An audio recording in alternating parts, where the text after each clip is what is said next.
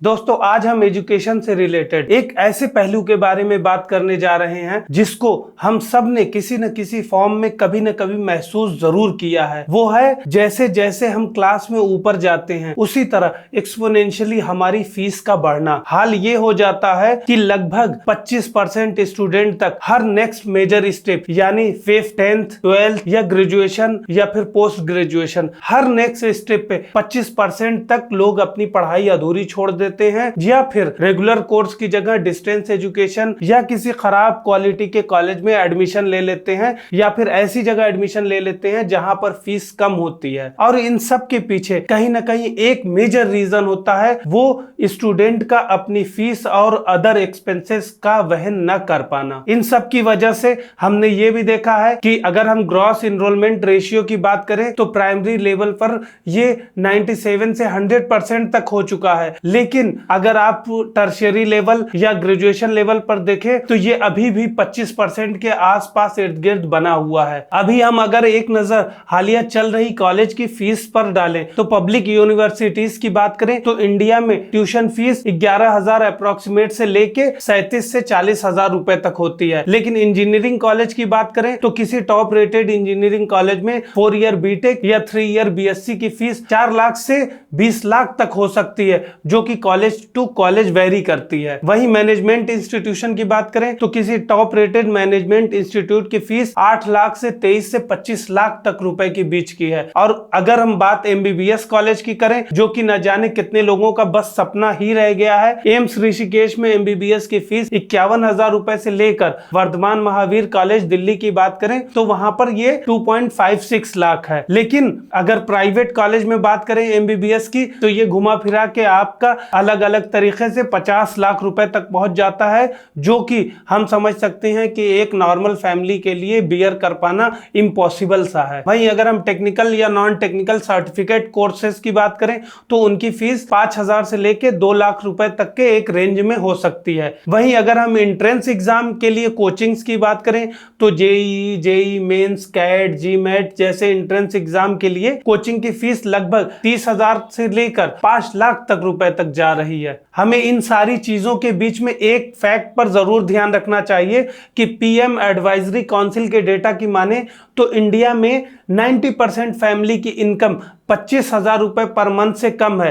तो ऐसे में जब किसी फैमिली की इनकम 25,000 रुपए पर मंथ है तो ऐसे में वो अपने बच्चे को पढ़ाएगा क्या, खिलाएगा क्या, एक दुविधा की स्थिति बनी हुई है। और कहीं ना कहीं इसी वजह से हम ड्रॉप आउट को बढ़ते हुए देख रहे हैं। इसी सिनेरियो को देखते हुए यूनियन कैबिनेट ने हाल ही में पीएम विद्या लक्ष्मी योजना को मंजूरी दी है, जो कि क्वालिटी हायर एजुकेशन इंस्टीट्यूशन में एडमिशन लेने वाले स्टूडेंट्स को collateral free, guarantor free education loan के लिए एलिजिबल बनाती है। आपको बता दें कि पीएम विद्या लक्ष्मी योजना एक सेंट्रल सेक्टर स्कीम है, मींस इसकी फंडिंग और इंप्लीमेंटेशन दोनों सेंट्रल गवर्नमेंट करेगी, जिसका मेन ऑब्जेक्टिव स्टूडेंट को फाइनेंशियल हेल्प प्रोवाइड करना है ताकि उन्हें हायर एजुकेशन के लिए फाइनेंशियल कांस्टेंट या वित्तीय रुकावटों का सामना न करना पड़े। साथ ही इसका एम इंडियन गवर्नमेंट की पहले की एजुकेशन और फाइनेंशियल इंक्लूजन इनिशिएटिव के प्रभाव को एक्सपैंड और डीपेन करना है और साथ ही स्टूडेंट की क्वालिटी हायर एजुकेशन तक पहुंच को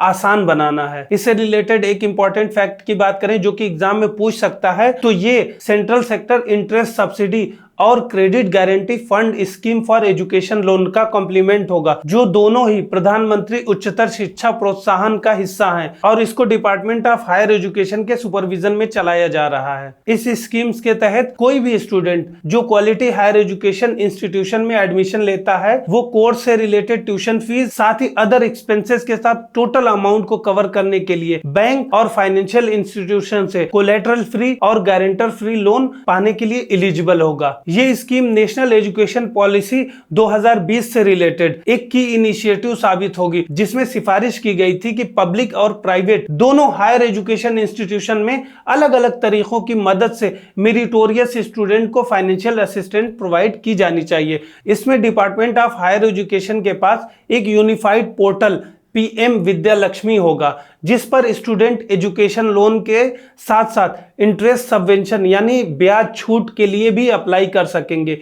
ये एप्लीकेशन प्रोसेस सिंपल होगा और इसका यूज सभी बैंक करेंगे। इसका मतलब कि जब आप अप्लाई करते हैं तो आपका एप्लीकेशन सभी बैंकों के पास एक साथ चला जाएगा। यही इसका इंटीग्रेटेड फॉर्म का फायदा होगा। यहाँ पर जो आपको इंटरेस्ट सबवेंशन मिलेगा उसका पेमेंट आपको ई वाउचर या central bank digital currency wallet के थ्रू किया जाएगा। इसमें सिंगल विंडो प्लेटफॉर्म के साथ एक सिंगल ट्रांसपेरेंट और स्टूडेंट फ्रेंडली सिस्टम की मदद से किया जाएगा, जो कि इंटरऑपरेबल और पूरी तरह से फुल्ली डिजिटल होगा। ये NIRF रैंकिंग के बेस पर इंडिया के top quality higher education institution के लिए लोन अवेलेबल होगा। इसमें लोन या एलिजिबिलिटी क्राइटेरिया NIRF रैंकिंग के बेस पर इंडिया के top quality higher education institution के लिए अवेलेबल होगा। एलिजिबल इंस्टीट्यूशंस में ओवरऑल, कैटेगरी स्पेसिफिक और डोमेन स्पेसिफिक NIRF रैंकिंग में टॉप 100 में जगह पाने वाले सभी public private higher education institution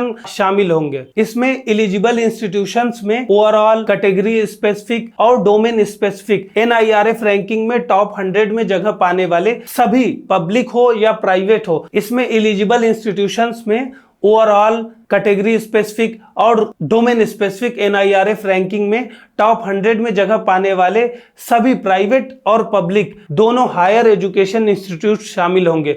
साथ ही 101 से लेकर 200 रैंक में आने वाली सभी स्टेट गवर्नमेंट और सेंट्रल गवर्नमेंट के इंस्टीट्यूट भी शामिल होंगे। ये लिस्ट लेटेस्ट NIRF रैंकिंग के साथ हर साल अपडेट की जाएगी। इससे टोटल 22 लाख से अधिक स्टूडेंट को फायदा मिल सकता है। आपको बता दें कि इस स्कीम के लिए 2024-25 से 2030-31 तक के लिए 3600 करोड़ रुपए का बजट अलॉट किया गया है। इस पीरियड में 7 लाख नए स्टूडेंट को इंटरेस्ट सब्सिडी का बेनिफिट मिलने की उम्मीद है। इसमें स्टूडेंट 7.5 लाख तक के लोन के लिए अप्लाई कर सकते हैं। इसके एलिजिबिलिटी क्राइटेरिया की बात करें तो 8 लाख रुपए तक की एनुअल फैमिली इनकम वाले स्टूडेंट जो किसी और गवर्नमेंट स्कॉलरशिप या इंटरेस्ट सब्सिडी के लिए एलिजिबल नहीं है, वो इस लोन के लिए एलिजिबल होंगे। इसमें साथ ही हर साल 1 लाख स्टूडेंट को इंटरेस्ट सबवेंशन में मदद की जाएगी। इसका एक अहम पहलू ये है कि इसमें गवर्नमेंट इंस्टीट्यूशन में पढ़ने वाले और टेक्निकल प्रोफेशनल कोर्स वाले स्टूडेंट को प्रायोरिटी दिया जाएगा। इसमें डिपार्टमेंट ऑफ हायर एजुकेशन एक unified portal PM Vidya Lakshmi launch करेगा, जहां स्टूडेंट्स एजुकेशन लोन्स और इंटरेस्ट सब्सिडी के लिए अप्लाई कर सकते हैं। आपको पहले ही बता दिया था कि इंटरेस्ट सब्सिडी ई वाउचर और central bank digital currency wallet के थ्रू डिसबर्स की जाएगी। तो ये था PM विद्या लक्ष्मी से रिलेटेड सारे इंपॉर्टेंट फैक्ट जो कि एग्जाम में पूछे जा सकते हैं, और ये स्कीम इंडिया के एजुकेशन सिस्टम में एक अहम कड़ी साबित होने का पोटेंशियल रखती है।